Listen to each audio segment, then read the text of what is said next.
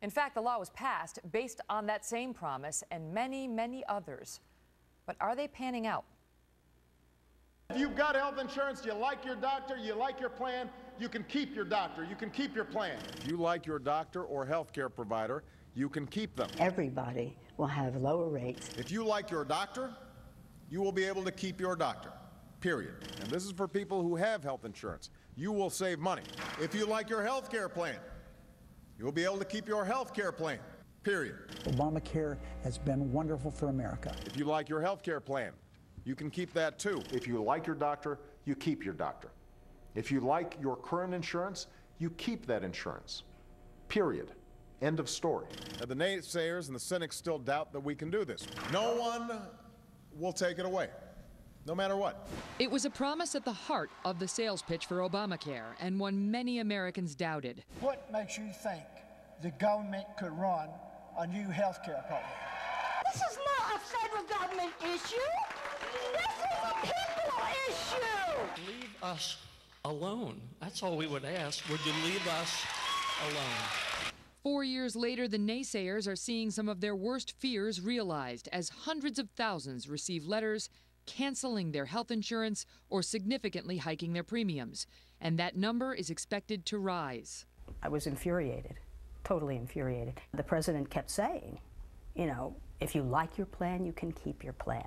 Your premiums will be going down. But in fact, the letter is completely contradictory to that.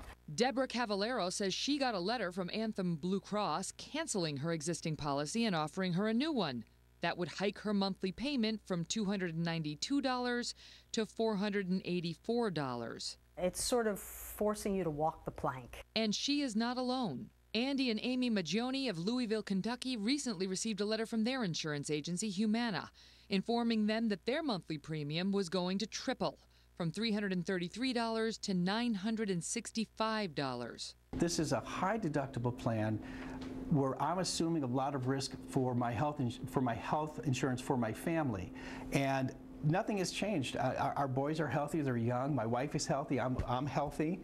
Nothing in our medical history has changed to warrant a tripling of the premium. Why is this happening? Because Obamacare requires policies sold in the individual market to cover what the law deems essential services, like preventative care, rehab, and maternity services. Basically, it's no longer up to you to choose what's best for your family. The government has chosen for you, and the new policies come at a price. Some insurers are hiking their rates, others are bowing out of the individual insurance market altogether.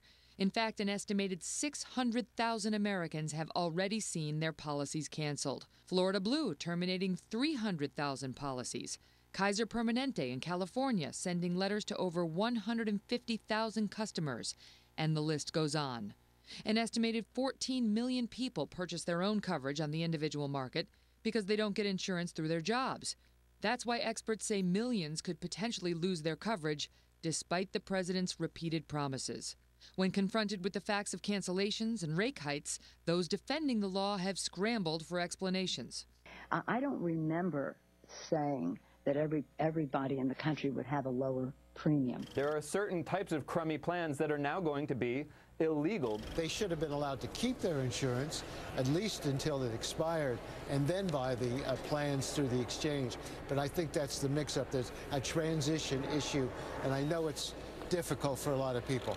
I'm sorry about that. Affordable health care was never meant to be, if you've got insurance now, you're going to have to buy insurance that's more costly and not as good. Okay. That has to be fixed. But so far, we've seen little appetite in Congress for any, quote, fix to Obamacare, which leaves open the question of whether the president can still live up to his promises. It's going to bring down skyrocketing costs. It's going to save families money. It's going to save businesses money, and it's going to save government money. So has all of this damaged the president's credibility, in particular on the issue of Obamacare? Joining me now, Kirsten Powers. She's a columnist with the Daily Beast and a Fox News political analyst. And when you see it, you know, rolled out like that, Kirsten, I mean, it tells the story. That promise that if you like your plan, you can keep it. If you like your doctor, you can keep him, is not proving true for millions of Americans. Right. Yeah. Well, and that's actually not proving true for me. I'm in the individual market, and I got the letter, the same letter everyone's talking about, and I went on to. I live in D.C., so it's a state exchange, and I went on, and I guess I could roughly get the same insurance, so it's not completely clear, but it'll go up from about $160 a month and a $2,500 deductible. If I want to keep a $2,500 deductible, it'll go up to about $300 a month. So it is going up, and now I think the administration would say, well, you're healthy and you're young, and so you're part of the people that are going to, I guess maybe see your premiums go up. But I don't think that's quite the way they sold it. I mean, you listen to the sound bites. The president, if you like your insurance, you will keep your insurance, period. Period. Well, there was no asterisk, there was no unless, but there's going to have to be, but if you have a crappy plan, this is how Mark Hanna and I discussed it the other night, then we're going to have to force you to improve it. None of that. And you saw at those town halls people saying, I don't believe you. Right.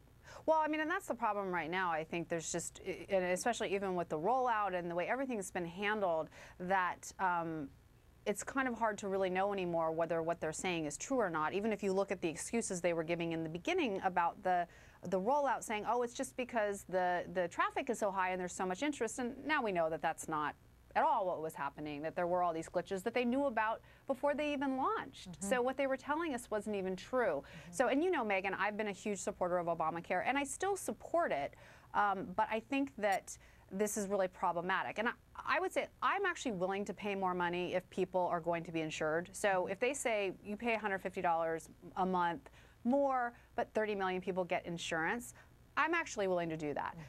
However, not really sure if I believe anymore that 30 million people are going to be insured. And so I'm going to be very upset if it turns out I'm paying all this extra money and people aren't actually getting insured. And we talked about on the program last night how it is possible at this point we could have a net loss in number of people who are insured because of the hundreds of thousands at least, and by some estimates millions of people who are getting booted off of their insurance plans like you right now, who will then look at the exchange options and say, not for me, those are too expensive, I'm not doing it. And so they're sitting around January 1st of 2014 saying, I've got no insurance, and now they're going to fine me. I used to have perfectly good insurance, now I don't because of Obamacare, and I have to pay a fee because of Obamacare.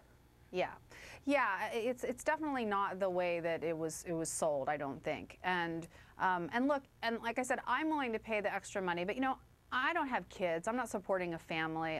For a lot of people, they can't afford another $150 a month. That's just not, I will have to forego some things, but I'm not going to have to forego food, or rent or things like that. So, that's a significant amount of money. To go from $160 to $300. And the one guy in the piece who had his premium triple. I mean, to see it tripled. And the question is whether... if you have a lot of people on your policy, it's going to obviously go. I mean, this is just for me. I can only imagine if I had more people on the policy, how much it would be going up. And now we're going to see, these new numbers come in on how people feel about Obamacare. So far, it's been holding okay. It's been holding where it's been. But we'll see in a couple of weeks as these letters continue to go out. I'll give you the last word.